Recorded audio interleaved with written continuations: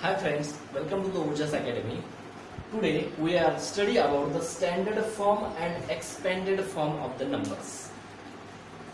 What is the standard form and what is the expanded form? The standard form means the regular numbers. इसका मतलब कि जिस प्रकार हमें नंबर दिखाई देता है उसी नंबर को हम स्टैंडर्ड फॉर्म कहते हैं, और एक्सपेंडेड फॉर्म का मतलब होता है means to the expansion of the digits.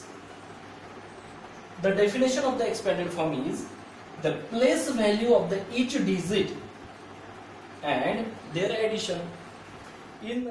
इस नंबर में से हर एक डिजिट की, हर एक संख्या की प्लेस वैल्यू निकालनी है और उसका एडिशन करना है, तब हो जाता है वो expansion form.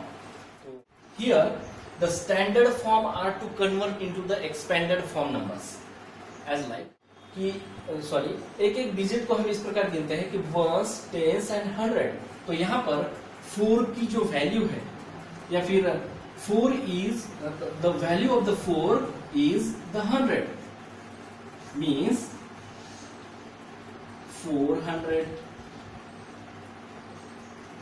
4 into 100 is equal to 400.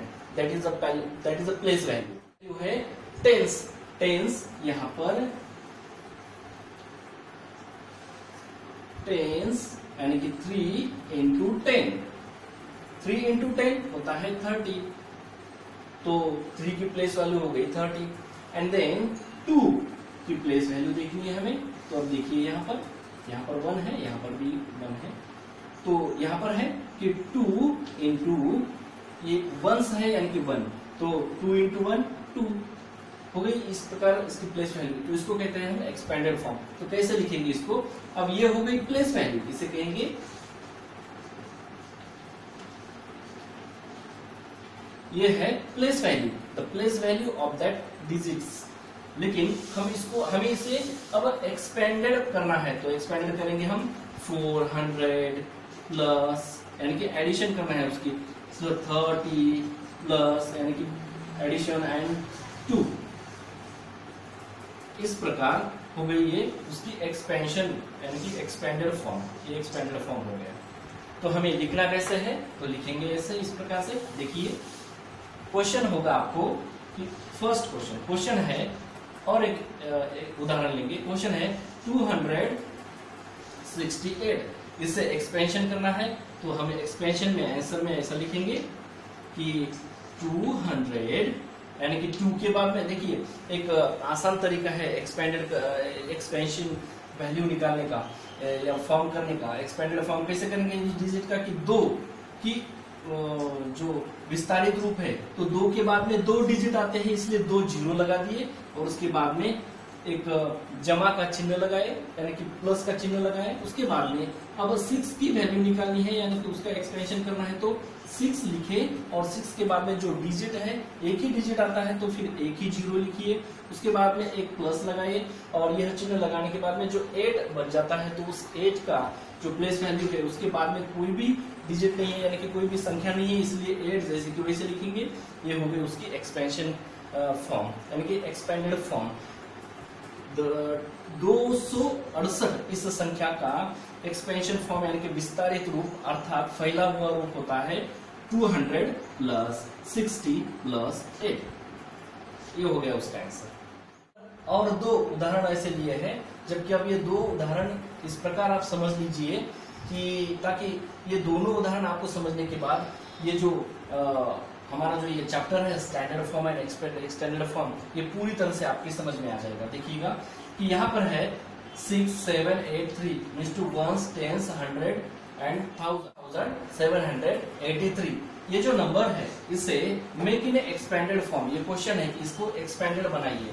तो एक्सपेंडेड हम इस प्रकार बनाएंगे. देखो पहली संख्या है 6, तो यहाँ पर एक्सपेंडेड बनाने के पहले हम इसका जो मान है, इसकी जो वैल्यू है, इसको किस प्रकार पढ़ते हैं वो पहले लिख कर लेंगे. 1, 10, 100 एंड 1000. तो पहला है 6 है 6 का मान है यहाँ पर 1000 यानी कि 6 के बाद में 1, 2, 3 डिजिट आते हैं, तो 3 यानी कि 3 जीरो लगाएंगे. और एडिशन का यानी कि प्लस का चिन्ह लगाए।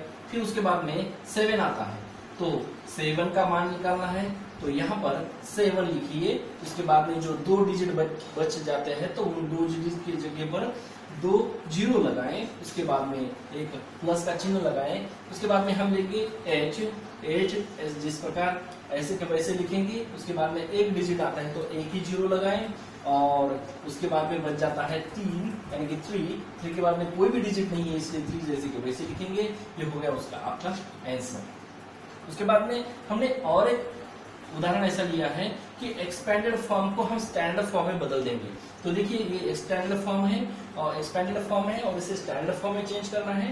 तो how to make in the standard form, तो 3285 इस डिजिट को स्टैंडर्ड फॉर्म में लेना है। तो देखिए 3000 में से 3 लीजिए, 200 में से 2 लीजिए, 80 में से 8 लीजिए और 5 जैसे को वैसा लीजिए। ये हो गया आपका आंसर 3285। ये उसका स्टैंडर्ड फॉर्म हो गया आंसर।